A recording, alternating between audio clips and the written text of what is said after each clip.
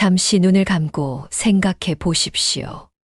우리가 자녀를 얼마나 사랑하는지, 그 사랑이 얼마나 깊은지, 때로는 내 목숨보다 더 소중한 존재, 그것이 바로 우리의 자녀이지요. 그런데 말입니다. 법정 스님께서 생전에 이런 말씀을 하셨습니다. 사랑한다는 것은 상대방을 내 마음대로 하려는 것이 아니라 그가 진정으로 행복할 수 있도록 놓아주는 것이라고 말입니다. 오늘 제가 여러분과 함께 나누고 싶은 이야기는 참으로 깊은 이야기입니다. 자녀를 진정으로 사랑할수록 부모가 반드시 가슴에만 담아두어야 할 6가지에 대한 이야기입니다. 혹시 사랑하는데 왜 가슴에만 담아두어야 하나? 라고 의아해 하시는 분도 계시겠지요. 하지만 이것은 감춤이 아닙니다. 이것은 지혜입니다. 부처님께서 말씀하신 자비의 참모습이기도 하지요. 지금부터 2시간 동안 저는 여러분께 한 할머니의 이야기를 들려드리겠습니다. 그리고 그 이야기 속에서 우리가 자녀를 위해 무엇을 가슴에만 담아두어야 하는지, 왜 그것이 진정한 사랑인지를 함께 깨달아 가시기 바랍니다. 서울 변두리 작은 아파트에 70대 중반의 김 할머니가 살고 계셨습니다. 남편을 먼저 보내고 홀로 지내시던 할머니에게는 대학생 손자 하나가 전부였지요. 그해 여름, 할머니는 병원에서 청천벽력 같은 소식을 들었습니다. 췌장암 말기. 의사는 조용히 말했습니다. 길어야 석 달. 할머니는 한동안 말을 잃었습니다. 그러다가 문득 손자 생각이 났지요. 이제 군대를 마치고 복학해서 열심히 공부하고 있는 23세 그 아이. 할머니는 그날 밤 내내 잠을 이루지 못했습니다. 손자에게 말해야 할까, 말지 말아야 할까. 다음 날 아침 손자가 전화를 걸어왔습니다. 할머니 안녕하세요. 오늘 시험 끝났는데 할머니 집에 가도 돼요? 할머니는 떨리는 목소리로 대답했습니다. 그래. 우리 손자 와라. 할머니가 맛있는 거 해놓을게. 전화를 끊고 난 할머니는 거울을 보며 스스로에게 말했습니다. 이 아이가 시험 기간인데 무슨 걱정을 끼쳐주나. 그날부터 할머니의 진짜 수행이 시작되었습니다. 여러분, 이것이 바로 부모가 자녀에게 가슴에만 담아두어야 할 첫 번째입니다. 바로 부모 자신의 깊은 걱정과 두려움입니다. 부처님께서는 말씀하셨습니다. 모든 고통의 원인은 집착에서 비롯된다고 하셨지요. 우리가 자녀를 사랑하면 할수록 그들에 대한 걱정도 깊어집니다. 하지만 그 걱정을 고스란히 자녀에게 전달한다면 그것이 과연 사랑일까요? 법정 스님은 이렇게 말씀하셨습니다. 걱정은 사랑이 아니다. 걱정은 두려움의 다른 이름이다. 할머니는 그날부터 연기를 시작했습니다. 아니, 연기가 아니라 진정한 사랑을 실천하기 시작한 것이지요. 손자가 올 때마다 할머니는 평소보다 더 밝게 웃었습니다. 몸이 아픈 내색은 전혀 하지 않았지요. 오히려 손자에게 물었습니다. 우리 손자 요즘 어떠니? 학교 생활은? 친구들과는 잘 지내고? 손자는 할머니의 따뜻한 관심에 마음을 열고 자신의 이야기를 털어놓았습니다. 학업 스트레스, 진로에 대한 고민, 연애 문제까지. 만약 할머니가 자신의 병을 알렸다면 어떻게 되었을까요? 손자는 자신의 고민을 할머니께 털어놓을 수 있었을까요? 아마 모든 대화가 할머니의 병 이야기로만 흘렀을 것입니다. 여러분도 경험해 보셨을 것입니다. 자녀가 어려움을 겪을 때 부모인 우리의 마음이 얼마나 아픈지, 밤잠을 설치며 걱정하는 그 마음을 말입니다. 저도 아는 한 어머니 이야기를 들려드리겠습니다. 그 어머니는 중학생 딸이 학교에서 따돌림을 당한다는 것을 알게 되었습니다. 어머니의 마음은 찢어질 것 같았지요. 당장 학교에 달려가서 모든 것을 해결해 주고 싶었습니다. 하지만 어머니는 자신의 그 절망적인 마음을 가슴에만 담아두었습니다. 대신 딸에게는 이렇게 말했습니다. 우리 딸, 힘든 일이 있으면 언제든지 엄마한테 이야기해. 엄마는 항상 내 편이야. 그리고 이런 어려움도 지나가면 너를 더 강하게 만들어 줄 거야. 그 결과 딸은 엄마를 믿고 의지하며 스스로 문제를 해결해 나갔습니다. 만약 어머니가 자신의 걱정과 분노를 그대로 드러냈다면 딸은 엄마까지 걱정시켰다는 죄책감에 더욱 힘들어했을 것입니다. 진정한 사랑은 때로 혼자 짊어지는 것입니다. 자녀가 자신의 삶을 온전히 살아갈 수 있도록 부모의 걱정은 부모가 혼자 감당하는 것이지요. 할머니에게는 또 다른 고민이 있었습니다. 병원비 때문에 생활비가 빠듯해진 것이었지요. 그동안 손자가 올 때마다 용돈도 주고 맛있는 것도 사주곤 했는데 어느 날 손자가 말했습니다. 할머니, 이번 방학 때 아르바이트라도 해볼까요? 학비도 좀 벌고. 할머니의 마음은 무너질 것 같았습니다. 사실 할머니도 경제적으로 여유가 없는 상황이었거든요. 하지만 할머니는 이렇게 말했습니다. 아니야, 우리 손자는 공부만 해라. 할머니가 다 해결할 테니까. 그리고 할머니는 몰래 자신의 옛날 금반지를 내다 팔았습니다. 두 번째 가슴에만 담아두어야 할 것, 경제적 어려움. 부모가 자녀에게 가슴에만 담아두어야 할 두 번째는 경제적 어려움입니다. 물론 자녀가 성인이 되었다면 가정의 경제 상황을 어느 정도 알려주는 것도 필요합니다. 하지만 그 무게감을 그대로 전달할 필요는 없지요. 부처님께서 말씀하신 보시의 참뜻을 생각해 보십시오. 진정한 보시는 받는 사람이 부담을 느끼지 않도록 하는 것입니다. 제가 아는 한 어머니의 이야기입니다. 남편이 사업에 실패한 후 그 어머니는 새벽 4시부터 나가서 청소 일을 했습니다. 하지만 자녀들에게는 엄마가 요즘 운동 삼아 새벽 산책을 한다고 말했지요. 자녀들은 어머니가 건강관리를 잘 하신다고 기뻐했습니다. 만약 진실을 알았다면 자녀들은 공부에 집중할 수 없었을 것이고 죄책감에 시달렸을 것입니다. 법정 스님께서 말씀하시길 진정한 희생은 상대방이 알지 못하게 하는 것이라고 하셨습니다. 또 다른 아버지의 이야기도 들려드리겠습니다. 그 아버지는 회사에서 구조조정으로 해고 통보를 받았습니다. 하지만 고3인 아들에게는 이 사실을 알리지 않았습니다. 대신 평소처럼 아침에 정장을 입고 나가서 도서관에서 취업 준비를 했지요. 몇 달 후 새 직장을 구한 후에야 아들에게 그 사실을 털어놓았습니다. 아들은 깜짝 놀라며 말했습니다. 아빠, 왜 그 힘든 시간을 혼자 견디셨어요? 아버지는 대답했습니다. 내가 입시에 집중할 수 있도록 하고 싶었어. 그것이 아빠가 할 수 있는 최선의 사랑이었단다. 경제적 어려움을 자녀에게 토로하는 것은 사실 부모의 약함을 드러내는 것일 수도 있습니다. 내가 이렇게 힘든데 너는 모르느냐는 원망이 담겨 있을 수도 있지요. 하지만 진정한 부모의 사랑은 자녀가 경제적 걱정 없이 자신의 꿈을 펼칠 수 있도록 뒷받침해 주는 것입니다. 설령 그것이 부모에게는 큰 희생일지라도 말입니다. 할머니에게는 또 하나의 아픈 기억이 있었습니다.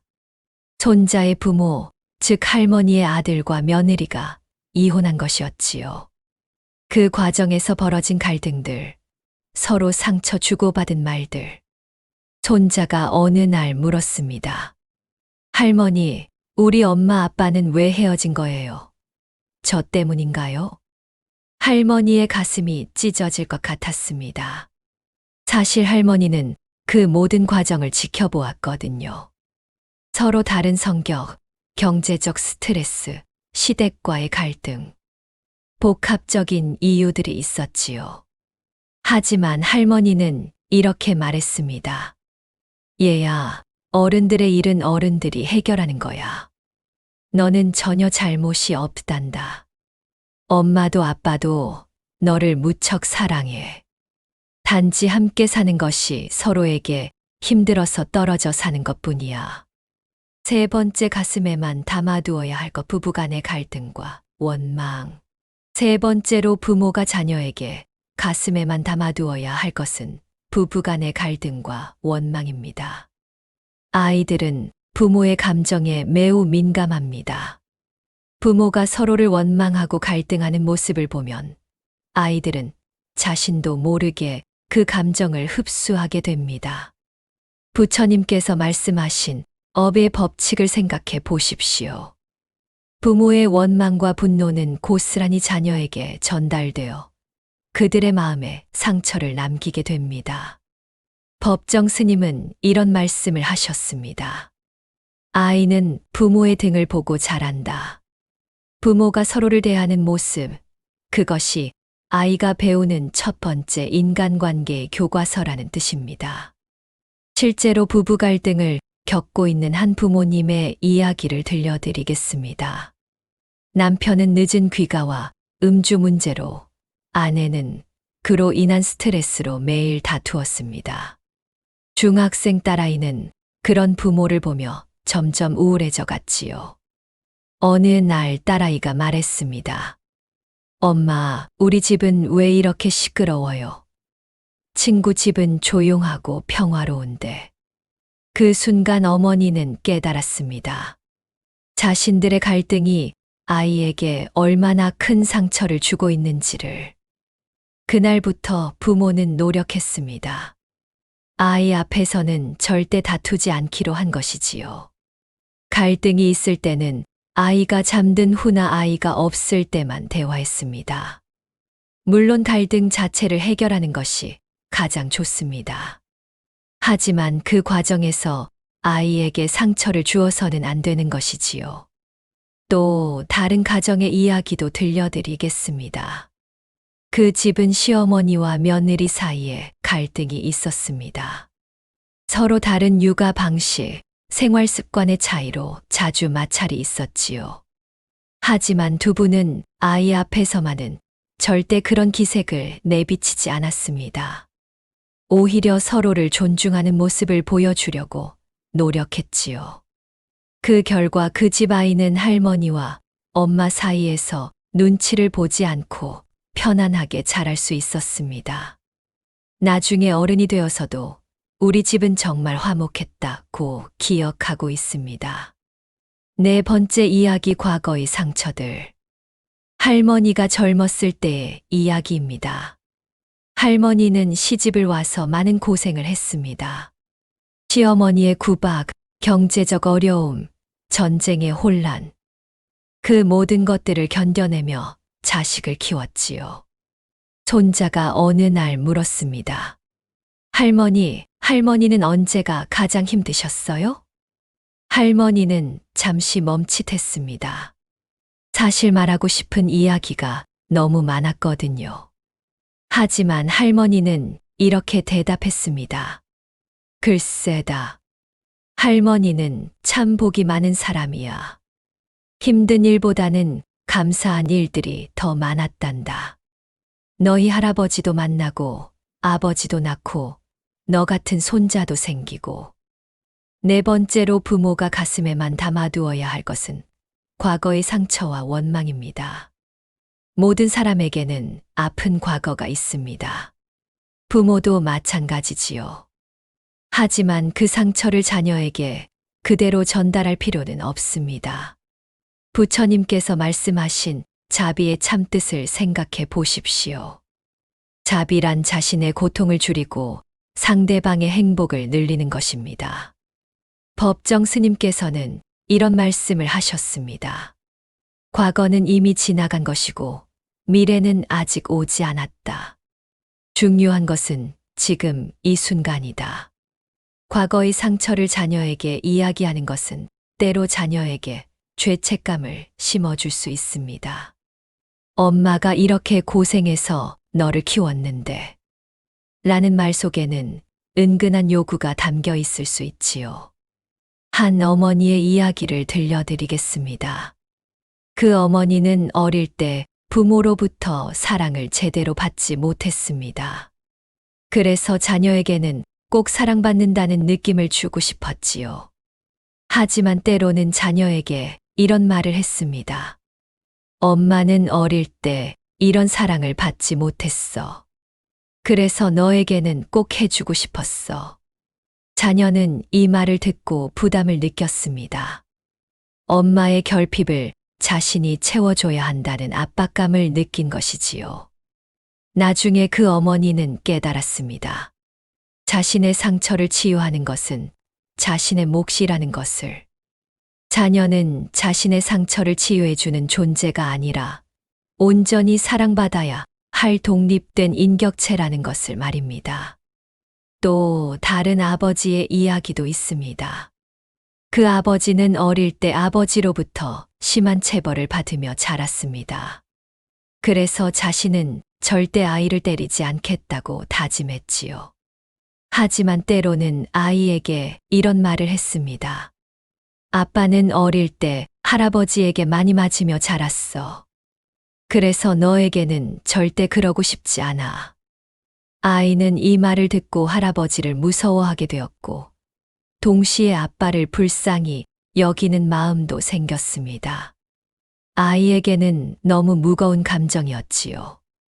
나중에 아버지는 깨달았습니다. 자신의 과거 상처를 아이에게 이야기하는 것은 아이를 위한 것이 아니라 자신의 상처를 인정받고 싶어 하는 욕구였다는 것을 말입니다. 진정한 사랑은 조건이 없습니다. 내가 받은 상처를 자녀가 보상해 주기를 바라는 것은 진정한 사랑이 아니지요. 5번째 이야기, 완벽하지 못한 모습. 할머니는 완벽한 사람이 아니었습니다. 가끔 화도 내고 실수도 하고 후회하는 일도 많았지요. 어느 날 손자가 할머니에게 물었습니다. 할머니는 화나는 일이 없어요? 항상 웃고 계시잖아요. 할머니는 잠시 생각했습니다. 사실 어제도 이웃과 다투고 기분이 상했었거든요. 하지만 할머니는 이렇게 말했습니다. 글쎄다. 할머니도 사람이니까 가끔은 속상한 일도 있지. 하지만 우리 손자와 함께 있으면 그런 것들이 다 사라져버려. 5번째로 부모가 가슴에만 담아두어야 할 것은 자신의 완벽하지 못한 모습들입니다. 여기서 말하는 가슴에만 담아두기는 거짓말을 하라는 뜻이 아닙니다. 자녀에게 불필요한 불안감을 주지 않으려는 배려입니다. 부처님께서는 말씀하셨습니다. 완벽한 사람은 없다.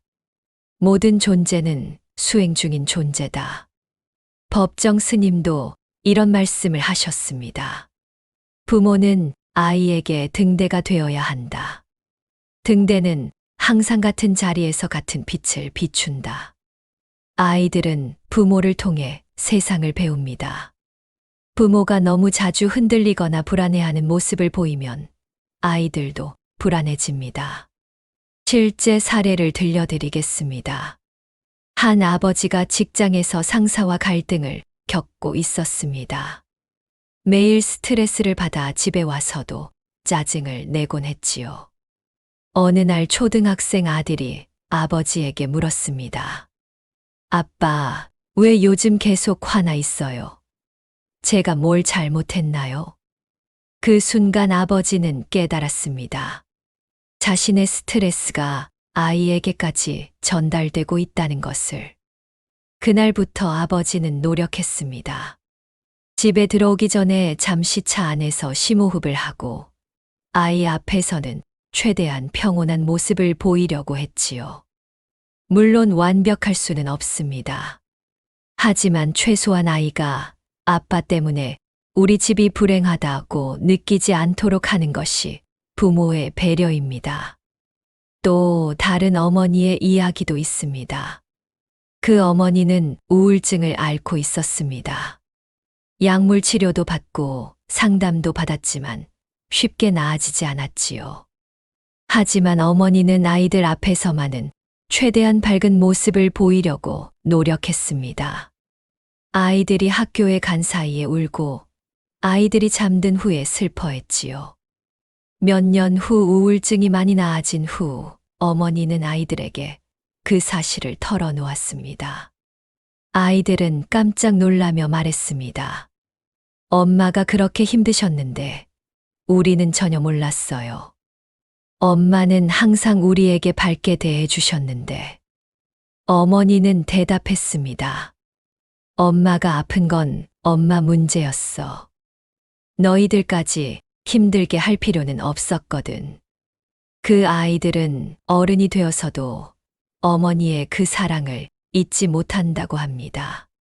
6번째 이야기, 죽음에 대한 두려움. 할머니의 시간이 점점 얼마 남지 않았습니다. 병은 점점 깊어져 갔고 할머니는 혼자 있을 때면 죽음에 대한 두려움에 떨곤 했습니다. 하지만 손자 앞에서는 여전히 밝은 모습이었습니다.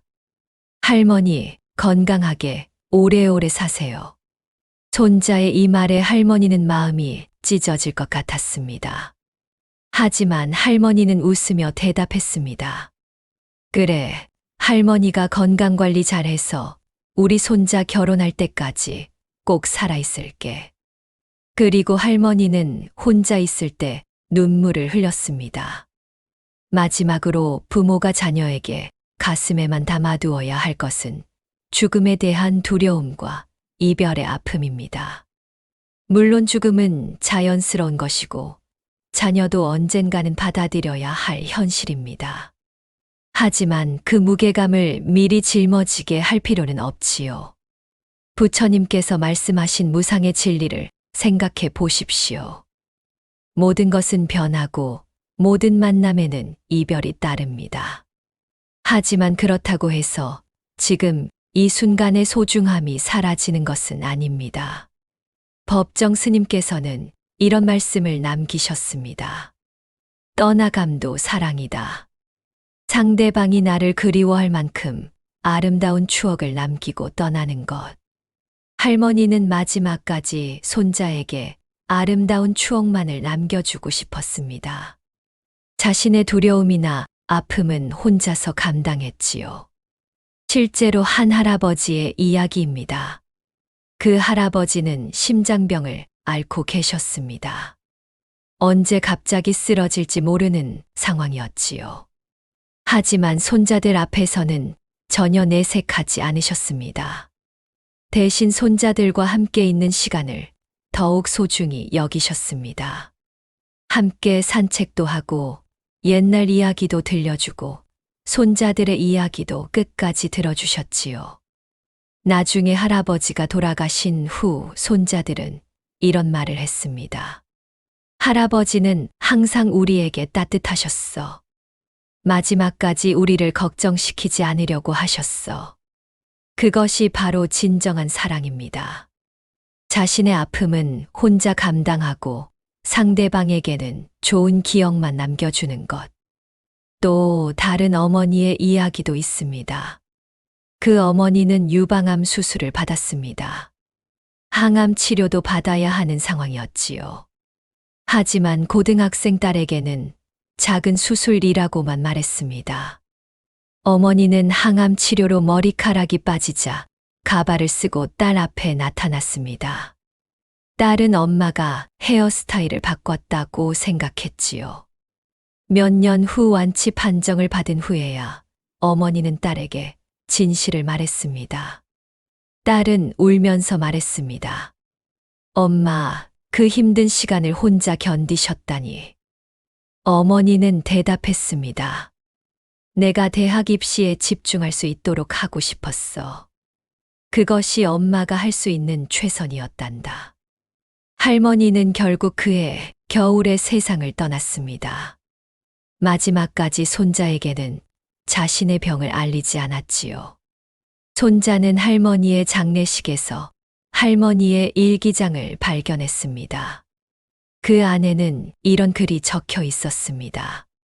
우리 손자가 걱정 없이 자신의 꿈을 펼치며 살아갔으면 좋겠다.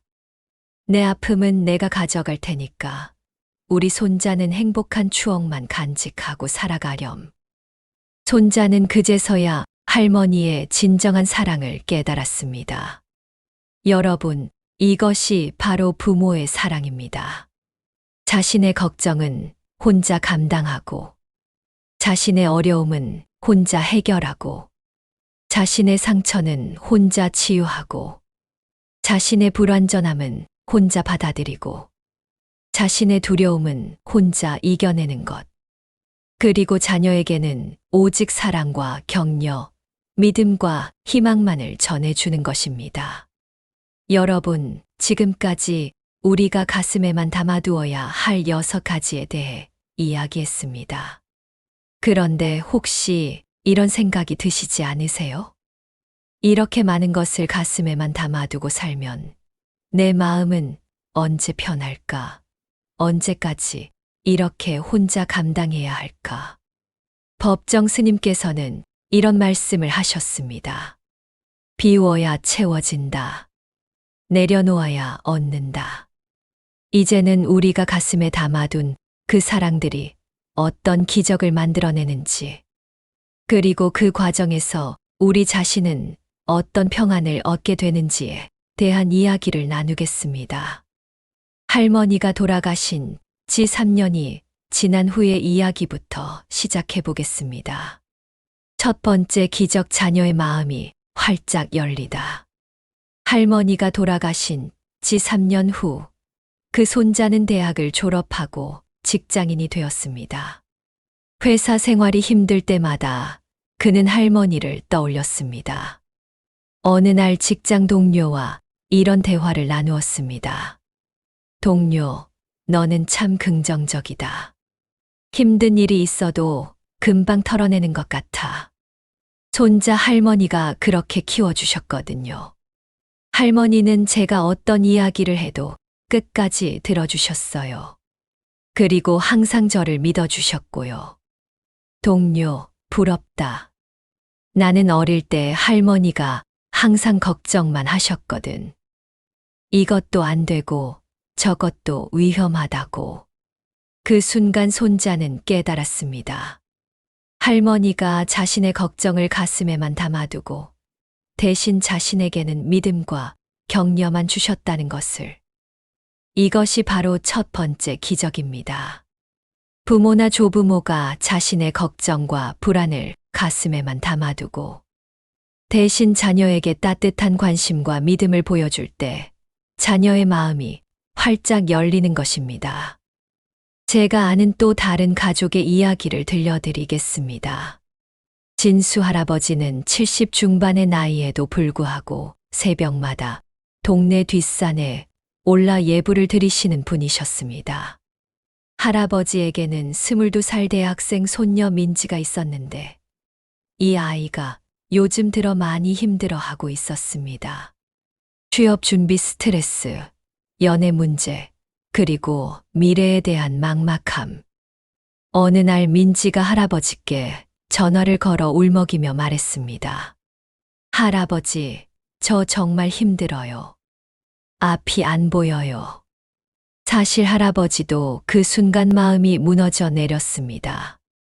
사랑하는 손녀가 힘들어하는 모습을 보니 가슴이 찢어질 것 같았거든요. 하지만 할아버지는 자신의 그 마음을 가슴 깊이 담아두고 대신 이렇게 말씀하셨습니다. 민지야, 할아버지가 너한테 해주고 싶은 이야기가 있는데 시간 있을 때 한번 놀러 오렴. 며칠 후 민지가 할아버지를 찾아왔을 때 할아버지는 민지에게 부처님의 말씀을 들려주었습니다. 민지야, 부처님께서 말씀하시길 모든 강물은 바다로 흘러간다고 하셨단다. 지금 내가 겪고 있는 어려움들도 마찬가지야. 모두 너를 더 큰 사람으로 만들어주는 과정이란다. 그리고 할아버지는 민지에게 자신의 젊은 시절 이야기를 들려주었습니다. 하지만 고난과 어려움에 대한 이야기가 아니라 그 속에서도 희망을 잃지 않았던 이야기, 좋은 사람들을 만났던 이야기, 작은 기쁨들을 발견했던 이야기들을 말입니다. 민지는 그날 할아버지와 대화를 나누고 나서 이렇게 말했습니다. 할아버지, 왜 할아버지와 이야기하면 마음이 이렇게 편해질까요? 할아버지는 항상 저를 믿어주시는 것 같아요. 만약 할아버지가 그때 아이고 우리 민지가 힘들어하니까 할아버지 마음도 너무 아프다라고 말씀하셨다면 어떻게 되었을까요? 민지는 자신의 고민을 털어놓는 대신 할아버지를 걱정시켜드린 것에 대해 미안해했을 것입니다. 하지만 할아버지가 자신의 마음의 짐을 가슴에 담아두고 민지에게는 온전한 관심과 사랑을 주셨기 때문에 민지는 마음을 열고 진솔한 대화를 나눌 수 있었던 것이지요. 부처님께서 보여주신 진정한 경청. 부처님께서도 제자들의 고민을 들어주실 때 이와 같은 모습을 보이셨습니다. 아난다가 깨달음에 대한 갈급함으로 괴로워할 때 부처님은 나도 내가 걱정되어 잠을 못 잔다고 말씀하지 않으셨습니다. 대신 아난다의 이야기를 끝까지 들어주시고 아난다가 스스로 답을 찾을 수 있도록 지혜로운 질문을 던져주셨지요. 이것이 바로 진정한 사랑입니다. 상대방이 온전히 자신의 마음을 열 수 있도록 내 마음의 짐은 내가 지고 상대방에게는 순수한 공간을 만들어주는 것입니다. 이번에는 영희 어머니와 중학생 아들 철수의 이야기를 계속해서 들려드리겠습니다. 영희 어머니가 경제적 어려움을 가슴에만 담아두고 철수에게는 너는 소중하고 능력 있는 사람이다 라는 메시지를 꾸준히 전달한 결과는 정말 놀라웠습니다. 철수는 몇 달 후 학급 반장에 당선되었고 성적도 눈에 띄게 향상되었습니다. 그리고 어머니에게 이런 말을 했습니다. 엄마, 저는 엄마가 자랑스러워요. 엄마는 제게 너는 할 수 있는 아이다라는 걸 보여주셨어요. 하지만 진짜 기적은 그 다음에 일어났습니다. 철수는 고등학교에 진학한 후 학교에서 어려운 처지의 친구들을 도와주는 일에 앞장섰습니다. 집안 형편이 어려운 친구들에게 괜찮다. 우리가 도와줄게 라고 말하며 손을 내밀었지요. 그리고 대학에 진학한 후에는 장학금을 받아가며 공부했고 졸업 후에는 사회복지사가 되어 어려운 가정의 아이들을 돕는 일을 하고 있습니다. 철수는 지금도 이렇게 말합니다. 엄마가 저에게 내가 어떤 상황에 있든 너는 소중한 사람이다 라는 확신을 심어주셨어요. 그래서 저도 다른 사람들에게 그런 확신을 줄 수 있는 사람이 되고 싶었어요. 여러분, 이것이 바로 두 번째 기적입니다. 부모가 경제적 어려움을 가슴에만 담아두고 대신 자녀에게 너는 소중하고 능력 있는 사람이다 라는 메시지를 꾸준히 전달할 때 자녀의 자존감이 단단해질 뿐만 아니라 그 아이가 자라서 다른 사람들에게도 사랑을 나누는 사람이 되는 것입니다. 법정 스님의 가르침 가난과 부유함의 진정한 의미. 법정 스님께서는 이런 말씀을 하셨습니다. 가난한 것은 돈이 없는 것이 아니라 마음이 메마른 것이고 부유한 것은 돈이 많은 것이 아니라 마음이 풍요로운 것이다. 영희 어머니는 비록 경제적으로는 어려웠지만 아들에게 마음의 풍요로움을 선물해 주었습니다. 그 결과 철수는 나는 사랑받는 존재고 능력 있는 사람이다라는 확신을 갖게 되었고, 나아가 그 사랑을 다른 사람들에게도 나누는 사람이 되었지요. 또 다른 가족의 이야기도 들려드리겠습니다. 현순의 가족은 아버지가 사업 실패로 큰 빚을 지게 되었습니다. 집도 팔고 전세집으로 이사해야 하는 상황이었지요. 고등학생인 현수는 이 모든 상황을 알고 있었지만 부모님은 현수에게 절망적인 기색을 보이지 않았습니다. 대신 아버지는 현수에게 이렇게 말했습니다. 현수야, 아빠가 다시 일어설 수 있을 거야. 그러니까 너는 내 할 일만 열심히 해라. 아빠는 내가 있어서 힘이 난단다. 어머니도 현수에게 이렇게 말했습니다. 우리 현수는 정말 기특한 아이야.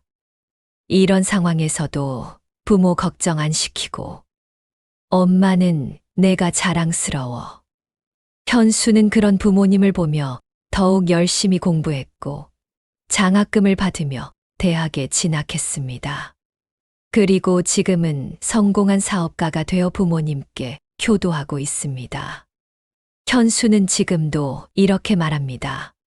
부모님이 절망하지 않으시고 저를 믿어주셨기 때문에 저도 포기하지 않을 수 있었어요.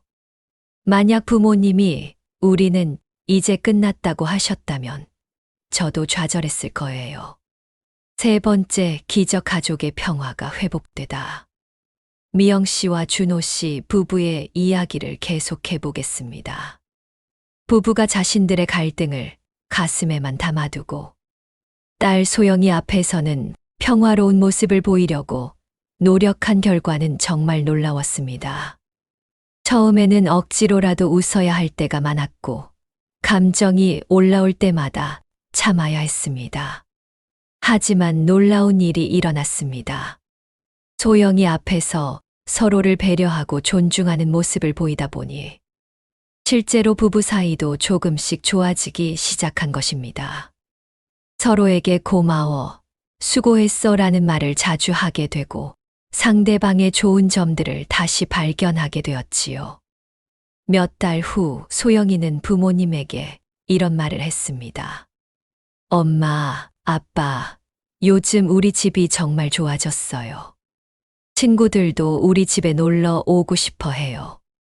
그리고 1년 후 더 큰 기적이 일어났습니다. 소영이가 중학교에 진학한 후 담임 선생님이 이런 말씀을 하셨습니다. 소영이는 정말 성숙한 아이예요. 친구들 사이에서 갈등이 생기면 중재를 잘하고 누구든지 배려할 줄 아는 아이입니다. 미영 씨는 깜짝 놀랐습니다. 자신들이 갈등을 숨기려고 노력한 것이 소영이에게 이런 영향을 줄 줄은 몰랐거든요. 여러분, 이것이 세 번째 기적입니다. 부모가 부부 간의 갈등을 가슴에만 담아두고 자녀 앞에서는 평화로운 모습을 보이려고 노력할 때 오히려 진짜 평화가 찾아올 뿐만 아니라 자녀도 평화를 만들어가는 사람으로 자라는 것입니다. 부처님의 가르친 마음이 행동을 만든다. 부처님께서는 말씀하셨습니다. 모든 것은 마음에서 비롯된다. 마음이 맑으면 말과 행동도 맑아진다. 미영 씨와 준호 씨는 처음에는 연기하는 것 같았지만 그렇게 평화로운 마음을 만들려고 노력하다 보니 실제로 마음도 평화로워졌습니다. 이것이 바로 불교에서 말하는 심신이려의 진리입니다. 마음과 몸은 하나이고 좋은 행동은 좋은 마음을 만들어낸다는 것이지요. 그리고 소영이는 그런 부모님의 모습을 보며 자연스럽게 평화를 만들어가는 방법을 배웠습니다. 갈등이 있을 때 화를 내는 것이 아니라 서로를 이해하려고 노력하는 것을.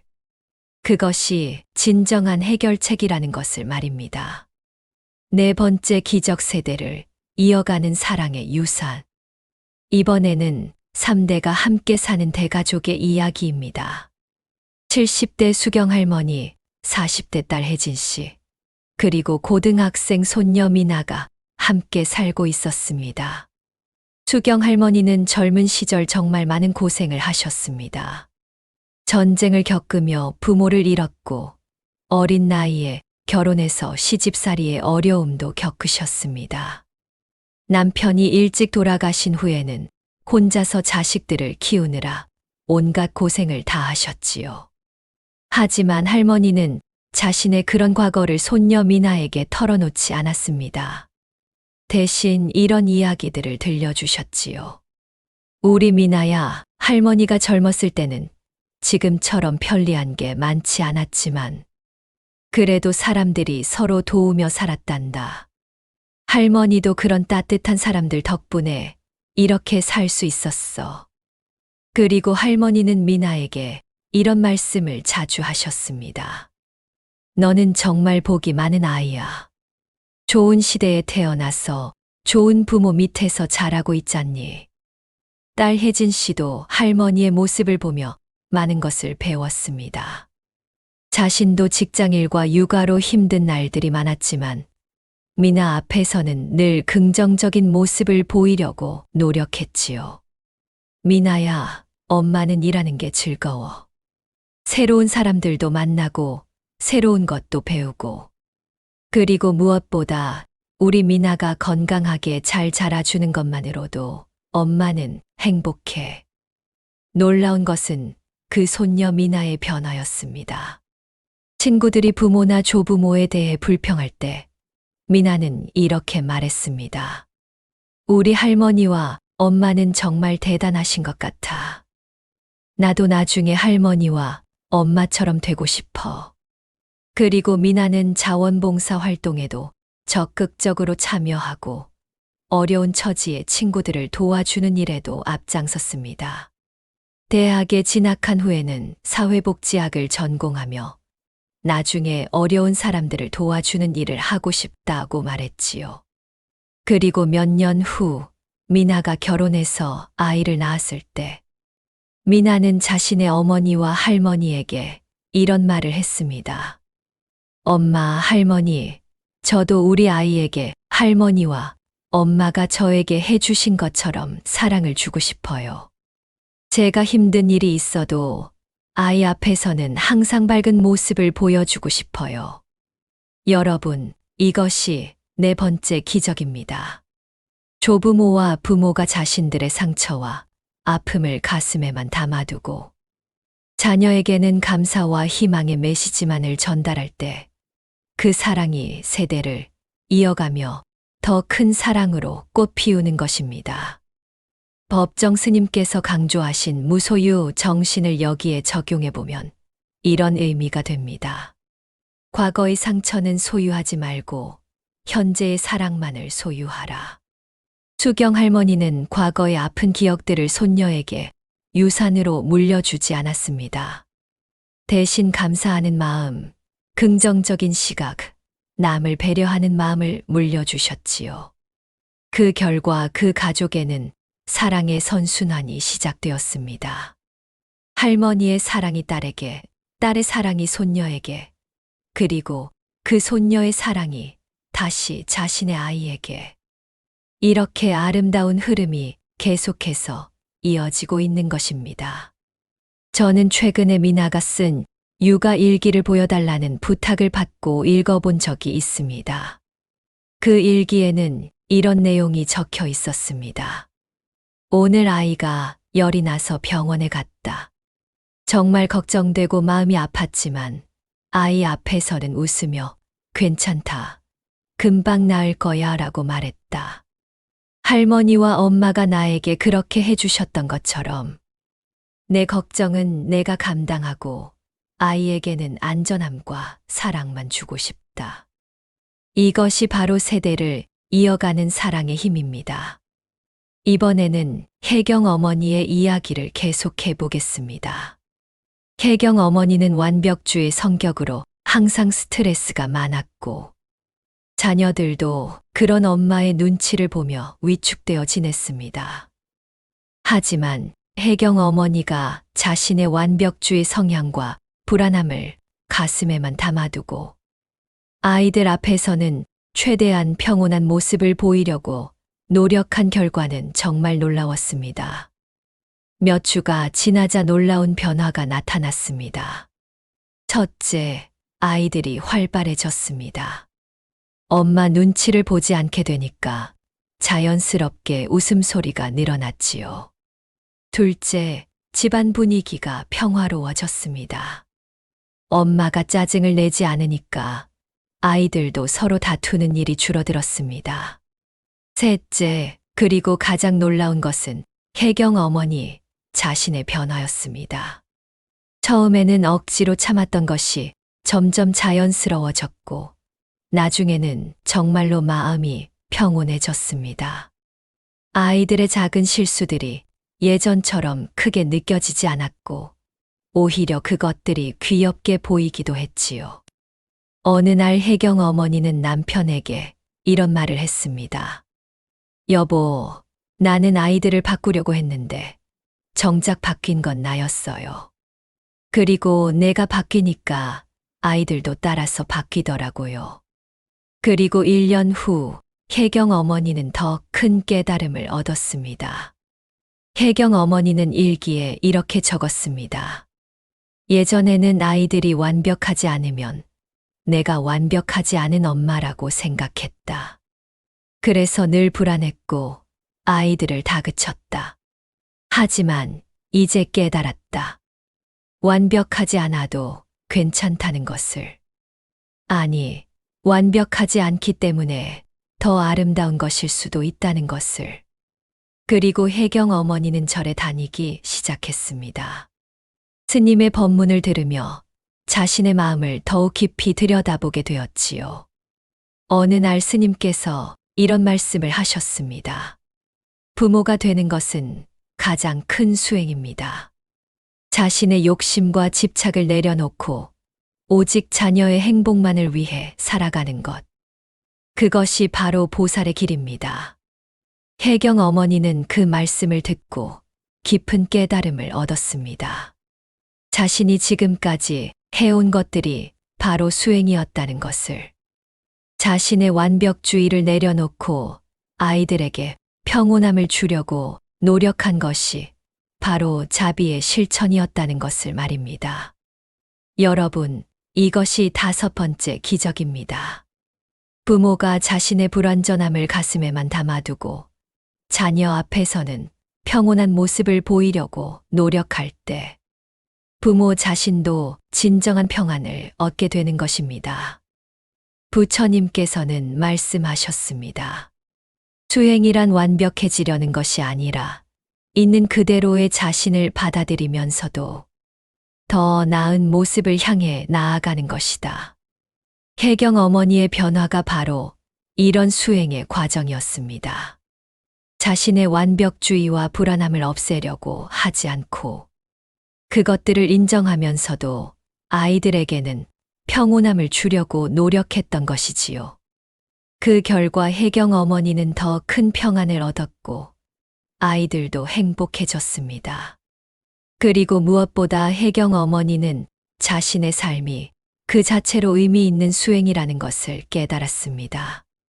마지막으로 들려드릴 이야기는 막순 할머니의 이야기입니다. 할머니는 심장병을 앓고 계셨지만 초등학생 손자들에게는 그 사실을 알리지 않으셨습니다. 대신 할머니는 손자들과 함께하는 시간을 더욱 소중히 여기셨습니다. 함께 산책도 하고 옛날 이야기도 들려주고 손자들이 하는 이야기를 끝까지 들어주셨지요. 할머니는 자신에게 시간이 많지 않다는 것을 알고 계셨지만 그 불안함과 슬픔을 가슴에만 담아두고 손자들에게는 오직 사랑과 기쁨만을 주려고 하셨습니다. 할머니가 돌아가신 지 이제 10년이 지났습니다. 그 손자들은 이제 어른이 되어서도 할머니를 그리워하며 이런 말을 합니다. 할머니는 항상 우리를 따뜻하게 맞아주셨어. 할머니와 함께 있으면 세상에서 가장 사랑받는 기분이었어. 지금도 힘들 때마다 할머니 생각을 하면 힘이 나. 그리고 그 손자 중 한 명인 성호는 지금 초등학교 교사가 되어 아이들을 가르치고 있습니다. 성호는 자신의 학급 아이들에게 할머니가 자신에게 해주셨던 것과 같은 사랑을 주려고 노력합니다. 어떤 아이가 실수를 해도 화내지 않고 먼저 그 아이의 마음을 헤아려 주려고 하지요. 성적이 좋지 않은 아이에게도 너는 분명 잘할 수 있는 아이야 라고 격려해 줍니다. 성호의 학급 아이들은 다른 반 아이들보다 밝고 활발합니다. 성호가 할머니로부터 받은 그 사랑을 아이들에게 그대로 전해주고 있기 때문이지요. 또 다른 손자인 민수는 지금 아버지가 되어 2살 된 딸을 키우고 있습니다. 민수는 딸이 울 때마다 할머니를 떠올립니다. 할머니는 내가 울 때도 절대 짜증내지 않으셨어. 끝까지 달래주셨지. 그래서 민수도 딸이 아무리 울어도 화내지 않습니다. 할머니가 자신에게 해주셨던 것처럼 끝까지 참고 달래줍니다. 여러분, 이것이 6번째이자 마지막 기적입니다. 부모가 자신의 두려움과 아픔을 가슴에만 담아두고 자녀에게는 순수한 사랑만을 전할 때 그 사랑이 자녀의 마음에 영원한 보물로 새겨져서 다시 다른 사람들에게까지 전해지는 것입니다. 막순 할머니는 손자들에게 물질적인 유산은 남겨주지 못했습니다. 하지만 더 소중한 것을 남겨주셨지요. 바로 나는 이 세상에서 가장 사랑받는 존재라는 확신을 말입니다. 그리고 그 확신은 이제 손자들을 통해 더 많은 사람들에게 전해지고 있습니다. 여러분, 지금까지 6가지 기적에 대해 말씀드렸습니다. 그런데 이런 생각이 드실 수도 있겠습니다. 참 좋은 이야기이긴 한데, 요즘 세상에서 이렇게 살기가 쉬울까? 예전보다 더 복잡하고 어려운 세상인데. 맞습니다. 지금은 예전과는 다른 세상입니다. SNS를 통해 다른 가족들의 화려한 모습을 쉽게 볼 수 있고, 경쟁은 더욱 치열해졌지요. 하지만 바로 이런 시대일수록 부모가 자신의 불안과 걱정을 자녀에게 전달하지 않는 것이 더욱 중요해집니다. 요즘 부모들은 너무 많은 육아 정보와 교육 정보 때문에 혼란스러워합니다. 다른 집 아이는 이렇게 하는데, 이 학원에 보내야 한다는데, 이런 정보들이 쏟아지면서 불안감이 더욱 커지지요. 제가 아는 한 어머니는 매일 육아 커뮤니티를 확인하며 다른 아이들과 자신의 아이를 비교했습니다. 그러다 보니 늘 불안하고 그 불안함이 아이에게까지 전달되었지요. 하지만 그 어머니가 스마트폰을 내려놓고 아이와 직접 대화하는 시간을 늘린 후 아이도 훨씬 안정되었습니다. 치열한 입시 경쟁, 취업난 등으로 인해 부모들의 불안감이 더욱 커졌습니다. 이런 불안감이 자녀에게 고스란히 전달되면서 아이들도 일찍부터 스트레스에 시달리게 됩니다. 하지만 법정 스님의 말씀을 기억해 보십시오. 성공이란 남보다 앞서가는 것이 아니라 어제의 나보다 나아지는 것이다. 핵가족화, 맞벌이 부부 증가 등으로 가족 구성원들이 함께 보내는 시간이 줄어들었습니다. 짧은 시간 안에 많은 것을 전달하려다 보니 감정적인 대화가 늘어나기 쉽습니다. 하지만 시간의 양보다는 질이 더 중요합니다. 짧은 시간이라도 온전히 아이에게 집중하는 시간을 만드는 것이 필요합니다. 법정 스님께서 오늘날 살아계신다면 이런 말씀을 하셨을 것입니다. 스마트폰을 내려놓고 자녀의 눈을 바라보라. 성적표보다는 자녀의 마음을 읽어라. 다른 집과 비교하지 말고 우리 가족만의 행복을 찾아라.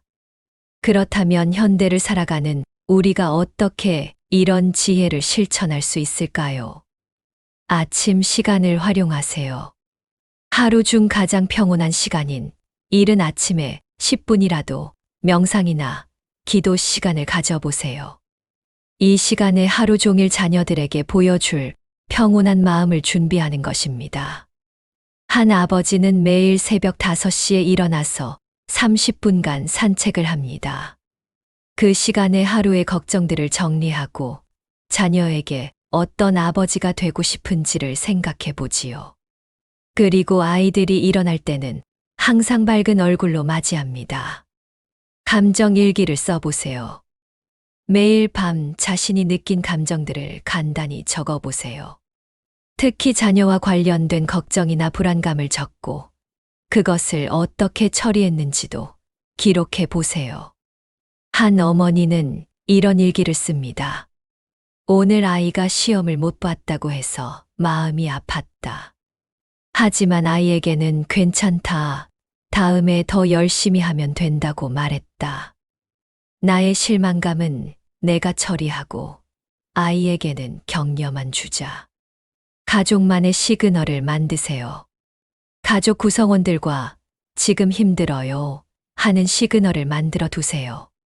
이렇게 하면 서로의 감정을 존중하면서도 아이들에게 불필요한 부담을 주지 않을 수 있습니다.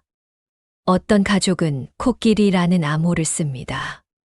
부모 중 누군가가 스트레스를 받고 있을 때 코끼리라고 말하면 상대방이 아이들을 돌보고 그 사람은 잠시 쉴 수 있도록 하는 것이지요. 감사 인사를 나누세요. 매일 저녁 가족이 함께 모여 오늘 감사했던 일 3가지씩을 나누어 보세요. 이렇게 하면 자연스럽게 긍정적인 대화가 늘어나고 어려운 이야기는 줄어들게 됩니다. 부처님께서 말씀하신 자비는 단순히 불쌍히 여기는 것이 아닙니다. 상대방이 진정으로 행복해질 수 있도록 돕는 것입니다. 자녀에 대한 진정한 자비는 부모의 걱정을 덜어주는 것이 아니라 자녀가 스스로 행복을 찾을 수 있는 힘을 기르도록 돕는 것입니다. 부처님께서는 자비만으로는 충분하지 않다고 하셨습니다. 지혜가 함께 해야 한다고 하셨지요. 육아에서도 마찬가지입니다. 사랑만으로는 부족합니다. 언제 무엇을 말하고 언제 무엇을 가슴에 담아둘지에 대한 지혜가 필요합니다. 부처님께서 말씀하신 무아는 자신이 없다는 것이 아니라 자신의 작은 욕심이나 고집을 내려놓는 것입니다. 부모가 자신의 감정적 욕구, 즉 인정받고 싶은 마음, 걱정을 나누고 싶은 마음을 내려놓고 오직 자녀의 행복만을 생각하는 것이 바로 무아의 실천입니다. 자신의 감정을 알아차리는 것입니다. 아, 지금 내가 걱정하고 있구나. 지금 내가 화가 나고 있구나를 인식하는 것이지요. 한 어머니는 아이가 실수했을 때 화가 날 때마다 마음속으로 지금 내가 화가 나고 있다고 말한다고 합니다. 그러면 감정에 휩쓸리지 않고 한 발짝 물러서서 생각할 수 있다고 하지요. 그 감정을 나쁘다고 거부하지 않고 자연스러운 것으로 받아들이는 것입니다. 부모가 자녀를 걱정하는 것은 당연하구나라고 인정하는 것이지요. 그 감정을 어떻게 표현할지 선택하는 것입니다. 걱정을 자녀에게 그대로 전달할 것인지 아니면 가슴에 담아두고 사랑으로 승화시킬 것인지를 선택하는 것입니다. 선택한 대로 실천하는 것입니다. 이것이 가장 어려운 단계이지만 동시에 가장 큰 성장을 가져다 주는 단계이기도 합니다.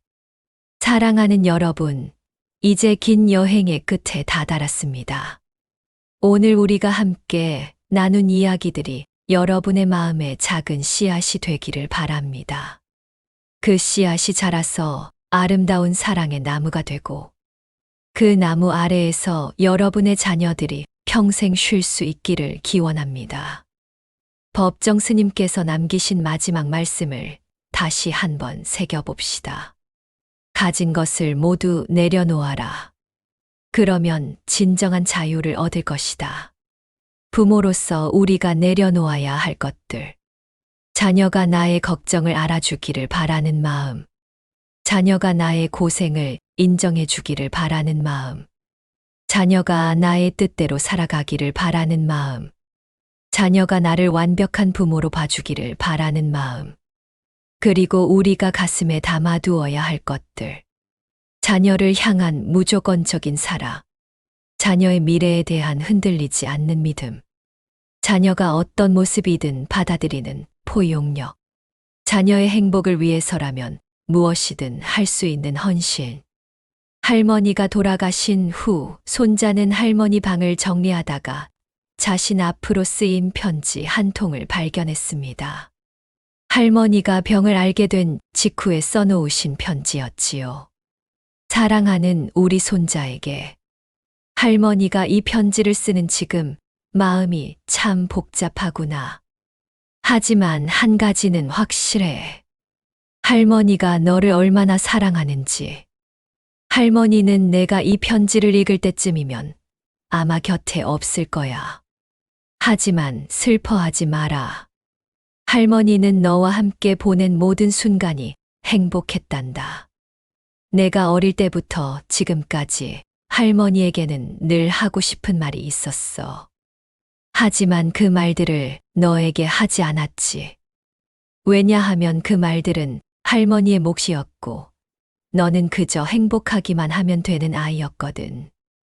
내가 앞으로 살아가면서 힘든 일이 있을 거야. 그럴 때마다 할머니를 생각해다오. 할머니가 너를 얼마나 믿고 사랑했는지를. 그리고 너도 언젠가 부모가 되면 할머니가 너에게 했던 것처럼 해다오. 내 아이에게는 오직 사랑과 믿음만 주고 내 걱정은 내가 감당해라. 그것이 바로 사랑이란다. 할머니가 너를 사랑하는 마음은 영원할 거야. 손자는 이 편지를 읽고 나서야 할머니의 진정한 사랑을 깨달았습니다. 그리고 다짐했습니다. 자신도 할머니처럼 살겠다고. 여러분에게 드리는 마지막 당부. 오늘 이 시간을 들으신 여러분도 그 손자와 같은 마음이 되셨기를 바랍니다. 여러분이 지금 이 순간에도 자녀를 위해 많은 것을 가슴에 담아두고 계신다는 것을 압니다. 그 무게가 때로는 견디기 힘들 정도로 무거울 것이라는 것도 압니다. 하지만 여러분, 그것이 바로 부모의 위대함입니다. 세상에서 가장 숭고한 사랑의 모습입니다. 부처님께서 중생들의 고통을 대신 짊어지셨듯이 여러분도 자녀들의 걱정과 불안을 대신 짊어지고 계시는 것입니다. 그것이 바로 보살의 마음, 자비의 실천입니다. 때로는 너무 힘들어서 이렇게 사는 게 맞나? 하는 의문이 들 때도 있을 것입니다. 그럴 때는 오늘 들으신 이야기들을 떠올려 보세요. 할머니가 마지막까지 손자를 걱정시키지 않으려 했던 그 사랑. 영희 어머니가 아들에게 희망을 심어주었던 그 헌신. 혜경 어머니가 자신을 바꿔가며 가족의 평화를 만들어냈던 그 지혜. 이 모든 이야기의 주인공들도 처음에는 완벽하지 않았습니다. 실수도 하고 흔들리기도 했지요. 하지만 포기하지 않았습니다. 자녀를 향한 사랑 하나만으로 모든 것을 견뎌냈습니다. 여러분도 할 수 있습니다. 아니, 이미 하고 계십니다. 오늘부터 실천해 볼 수 있는 작은 것들을 제안해 드리겠습니다. 잠들기 전 자녀에게 이렇게 말해 보세요. 오늘도 너와 함께여서 행복했어. 내일도 함께할 수 있어서 고마워. 주말 아침에는 자녀와 단둘이 보내는 시간을 만들어 보세요. 큰 일을 할 필요는 없습니다. 함께 산책하거나 함께 차를 마시거나 그저 이야기를 나누는 것만으로도 충분합니다. 자녀에게 짧은 편지를 써보세요. 스마트폰 메시지가 아닌 손으로 쓴 편지 말입니다. 그 편지에는 걱정이나 잔소리가 아닌 오직 사랑과 격려의 말만 담아주세요. 무엇보다 중요한 것은 부모 자신을 돌보는 것입니다. 자신이 건강해야 자녀도 돌볼 수 있습니다. 일주일에 한 번은 온전히 자신만을 위한 시간을 가져보세요. 절에 가서 예불을 드리거나 산책을 하거나 좋은 책을 읽는 시간. 이런 시간들이 여러분에게 다시 사랑할 수 있는 힘을 줄 것입니다. 오늘 이 이야기를 들으신 여러분이 실천하시게 되면 그 사랑은 여기서 끝나지 않을 것입니다. 여러분의 자녀들이 어른이 되어 자신들의 아이를 키울 때 여러분이 보여주신 그 사랑의 모습을 기억할 것입니다. 그리고 자신들도 그렇게 사랑할 것입니다. 그렇게 해서 아름다운 사랑의 전통이 세대를 거쳐 이어질 것입니다. 할머니의 사랑이 어머니에게, 어머니의 사랑이 딸에게 그렇게 계속해서 이것이 바로 법정 스님께서 말씀하신 무소유의 참뜻입니다. 아무것도 갖지 않지만 가장 소중한 것을 전해주는 것. 물질적인 유산은 남기지 않지만 정신적인 보물을 물려주는 것. 언젠가 여러분의 자녀들이 이런 말을 하게 되기를 바랍니다. 우리 부모님은 정말 대단한 분들이셨어. 마지막까지 우리를 믿어주시고 사랑해 주셨어. 우리가 힘들 때도 절대 포기하지 않으셨고, 우리를 걱정시키지도 않으셨어. 나도 우리 부모님처럼 되고 싶어. 그것이 바로 부모가 자녀에게 줄 수 있는 가장 큰 선물입니다. 돈도 아니고, 명예도 아니고, 지식도 아닌, 바로 나는 사랑받는 존재라는 확신입니다. 부처님께서 말씀하신 사무량심 자비이사의 마음으로 여러분의 육아 여정을 축복합니다. 자녀에게 행복을 주고자 하는 마음, 비자녀의 고통을 덜어주고자 하는 마음, 자녀의 기쁨을 함께 기뻐하는 마음, 자신의 욕심 없이 오직 자녀를 위하는 마음, 이 네 가지 마음이 여러분의 가정에 가득하기를 기원합니다. 그리고 여러분이 가슴에 담아두시는 모든 사랑들이 자녀들의 마음에 따뜻한 빛이 되어 평생 그들을 비춰주기를 기원합니다. 마지막으로 자연의 지혜를 떠올려 보겠습니다. 자연을 보십시오. 나무는 겨울의 추위를 혼자 견뎌냅니다. 그리고 봄이 오면 새로운 잎을 틔운 다음 그 잎들에게는 따뜻한 햇살만을 전해줍니다. 잎들은 나무가 겨울에 얼마나 추웠는지 알 필요가 없습니다. 우리 부모들도 마찬가지입니다. 인생의 겨울을 묵묵히 견뎌내고 자녀들에게는 봄의 따뜻함만을 전해주는 것이지요. 강물도 보세요. 강물은 바위에 부딪히고 굽이굽이 돌아가지만 결국 바다에 도달합니다. 그 과정에서 강물은 자신의 어려움을 바다에게 하소연하지 않습니다. 그저 묵묵히 흘러갈 뿐입니다. 우리의 사랑도 그래야 합니다. 여러 어려움을 만나고 때로는 힘들어도 결국 자녀의 마음이라는 바다에 도달할 때까지 묵묵히 흘러가는 것입니다. 할머니의 이야기로 다시 돌아가 보겠습니다. 할머니는 결국 아무것도 남기지 못했습니다. 재산도 명예도 화려한 유산도 없었지요. 하지만 할머니는 손자에게 가장 소중한 것을 남겨주었습니다. 바로 무조건적으로 사랑받았다는 기억입니다. 그 손자는 지금도 힘들 때마다 할머니를 떠올립니다. 할머니의 따뜻한 미소, 걱정 없이 들어주던 이야기들, 항상 자신을 믿어주던 그 마음.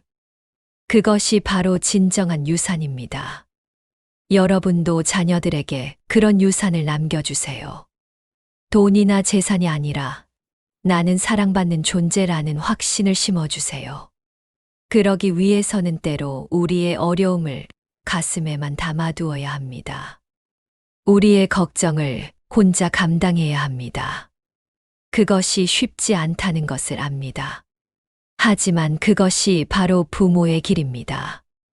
부처님께서 중생들을 위해 스스로의 깨달음을 포기하고 이 세상에 머무르셨듯이 우리도 자녀들을 위해 우리의 편안함을 포기할 줄 알아야 합니다. 오늘 이 긴 시간 동안 끝까지 함께 해주신 모든 분들께 다시 한번 깊이 감사드립니다.